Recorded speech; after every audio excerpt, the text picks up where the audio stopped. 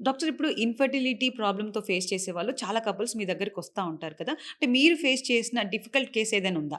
Difficult కంటే different and more ఫ్రీక్వెంట్‌గా చూసే కేస్ ఒకటి చెప్తాను. ఓకే. చాలా మంది ఏంటంటే పెళ్ళై 5 ఇయర్స్, 10 ఇయర్స్ అయ్యుంటది.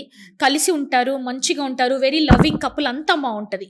కానీ వాళ్ళెప్పుడూ సెక్షువల్లీ యాక్టివ్ ఉండుండరు. ఇన్నేళ్లలో. అంటే ఒక్కసారి కూడా? ఒక్కసారి కూడా నెవర్. ఓకే. అదెలా పాసిబుల్ అవుతుందో? రూమ్‌మేట్స్ లాగా బతుకుతా ఉంటారు. అంతా మంచిగానే ఉంటది. They will want each other అంతా బావుంటది. హ్మ్. కానీ when they try to have sex చాలా మంది వుమెన్‌కి వెజైనిస్మస్ ఉండొచ్చు. దాంట్లో ఏంటంటే మనకు తెలియకుండానే బాడీలో ఉన్న మజిల్స్ ఇన్వాలంటరీగా కాంట్రాక్ట్ అయిపోతాయి వెజైనా చుట్టూ. ఫీమేల్ బాడీలో. ఫీమేల్ బాడీలో. సో, అది పాసిబుల్ అవ్వకపోవచ్చు.